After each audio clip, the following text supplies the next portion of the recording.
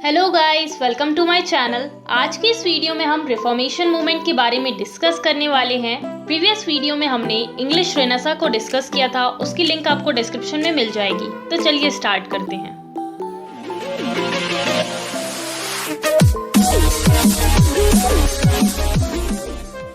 Reformation movement को Protestant movement और European reformation के नाम से भी जाना जाता है। रिफॉर्मेशन मूवमेंट 16th सेंचुरी में यूरोप के चर्च में आया था। इस मूवमेंट को मार्टिन लूथर ने स्टार्ट किया था। 15th सेंचुरी में जो चर्च में पोप्स थे, उनके हाथ में पूरा कंट्रोल था और ये पोप्स ही यूरोप में सबसे ज्यादा पावरफुल थे। ये अपने फायदे के लिए चर्च के नाम पर बहुत ही गलत काम करते थे। ये पोप्स बहुत ही ज्यादा ऐशो आराम वाली लाइफ जीते थे। जनरली क्या होता है कि जो रिलीजियस लीडर्स होते हैं वो बहुत ही सिंपल लाइफ स्पेंड करते हैं, लेकिन उस टाइम के पोप बहुत ही लग्जूरियस लाइफ स्पेंड करते थे, बिल्कुल राजाओं की तरह। जो इनका मन करता था ये वो करते थे। इन्हें रोकने वाला कोई भी नहीं था और लोगों को भी इनकी बात हर हाल में माननी ही पड़ती थी। सिर्फ इतना ही नहीं, वहाँ की जो आर्मीज थी उसे भी पोप ही कमांड करते थे। यूरोप की हर एक चीज पर पोप का इंटरफेरेंस होता था और पूरी तरह हर एक चीज में ये इन्वॉल्व रहते थे, चाहे वो वॉर हो या कोई समझौता हो दो देशों के बीच या फिर कोई अदर पॉलिटिकल मैटर हो। अब आप सोच रहे होंगे कि क्या किंग नहीं थे इनको कंट्रोल करने के लिए? जी हाँ, बिल्कुल थे, लेकिन उस टाइम किंग बहुत ज्यादा वीक थे। उस टाइम पर किंग पोप के हाथ की कठपुतली की तरह थे। एक्चुअली पोप्स ही ज्यादा पावरफुल थे, किंग बहुत ज्यादा वीक थे, तो इसलिए किंग को पोप्स के सारे ऑर्डर्स मानने पड़ते थे। किंग के हाथ में कोई भी पावर नहीं बची थी। उस टाइम में जो इंग्लैंड के किंग थे उनका नाम था हेनरी 8। तो उस टाइम ये कंडीशन थी, चर्च में जो लोगों का अपॉइंटमेंट किया जाता था उसमें भी करप्शन होता था।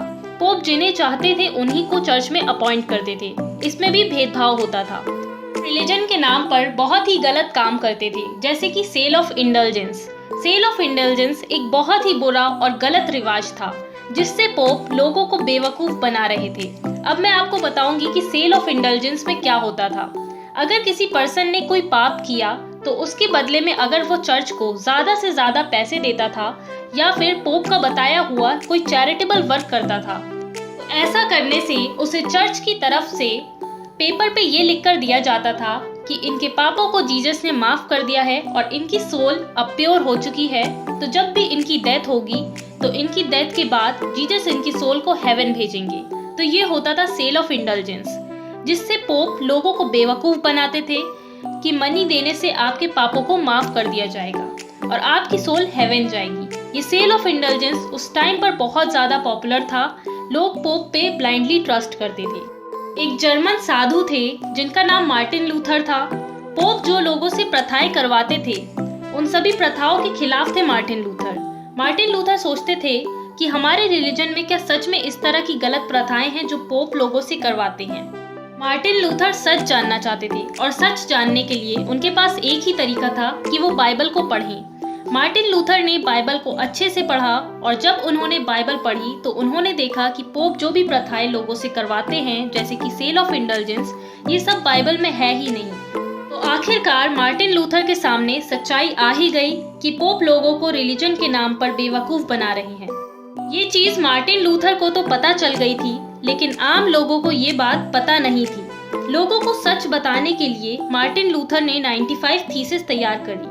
थीसिस यानी कि एक लंबी राइटिंग जो किसी भी पर्टिकुलर टॉपिक पर लिखी जाती है।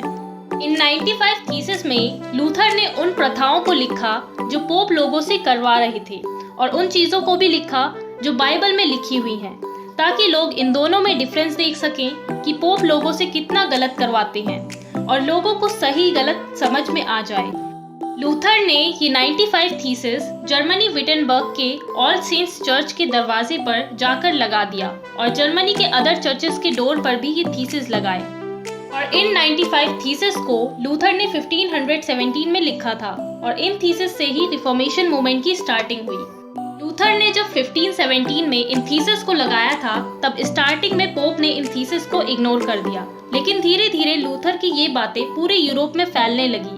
और प्रिंटिंग प्रेस के इन्वेंशन का भी बहुत बड़ा योगदान है रिफॉर्मेशन मूवमेंट में, क्योंकि पहले बाइबल सिर्फ लैटिन लैंग्वेज में अवेलेबल थी। बहुत कम ही लोग थे जिन्हें लैटिन लैंग्वेज आती थी, इसीलिए लोग बाइबल को नहीं पढ़ सकते थे और यही रीज़न था कि लोग पोप को ब्लाइंडली फॉलो करते थे। लेकिन जैसे ही इन्वेंशन हुआ प्रिंटिंग प्रेस का, बाइबल को कॉमन लैंग्वेजेस में ट्रांसलेट किया गया, जैसे कि English, French, German, Italian etcetera. और जब ट्रांसलेटेड बाइबल्स पब्लिश होने लगी तो कॉमन पीपल ने बाइबल को पढ़ा और समझा, और बाइबल को पढ़ने के बाद उन्हें रियलिटी पता चल गई।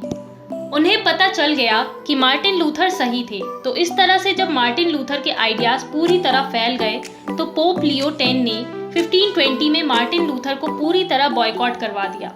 वहाँ पे एक इलेक्टर थे जिनका नाम था फ्रेडरिक। उन्होंने लूथर को सपोर्ट किया और उनको रहने के लिए भी जगह दी। जब लोगों ने ट्रांसलेटेड बाइबल को पढ़ा तो उन्होंने पोप का विरोध करना शुरू कर दिया। लोग पोप के अगेंस्ट हो गए और जो लोग पोप के अगेंस्ट खड़े थे उन लोगों को प्रोटेस्टेंट कहा जाने लगा। प्रोटेस्ट का मतलब होता है विरोध करना। तो जो लोग विरोध कर रहे थे पोप का, उन्हें प्रोटेस्टेंट का नाम दे दिया गया। तो इस तरह से क्रिश्चियन रिलीजन दो भागों में बंट गया था। क्रिश्चियन रिलीजन का पहला पार्ट कैथोलिक्स था, जो पहले से ही चला आ रहा था, और जो लोग पोप के बताए हुए रिचुअल्स के अगेंस्ट हो गए थे और बाइबल के अकॉर्डिंग चलने लगे थे, उन्हें प्रोटेस्टेंट कहा जाने लगा। तो क्रिश्चियनिटी का पहला पार्ट कैथोलिक्स था एंड दूसरा पार्ट प्रोटेस्टेंट। इसीलिए इस मूवमेंट को प्रोटेस्टेंट रिफॉर्मेशन भी कहा जाता है, क्योंकि इस मूवमेंट से प्रोटेस्टेंट्स का बर्थ हुआ। धीरे धीरे पोप से सारी पावर्स ले ली गई। इंग्लैंड के किंग हेनरी 8 भी प्रोटेस्टेंट रिलीजन में कन्वर्ट हो गए थे। किंग को उनकी पावर्स वापस मिल गई और हेनरी 8 को चर्च का हेड बना दिया गया। तो इस तरह से पोप के हाथ में जो पावर्स थी वो किंग के पास आ गई। सो गाइस, ये था रिफॉर्मेशन मूवमेंट, जिससे क्रिश्चियनिटी दो पार्ट्स में डिवाइड हो गई, Catholics and Protestant. I hope this video will be helpful for you. If it is helpful then please like, comment and share and subscribe to my channel. Thank you.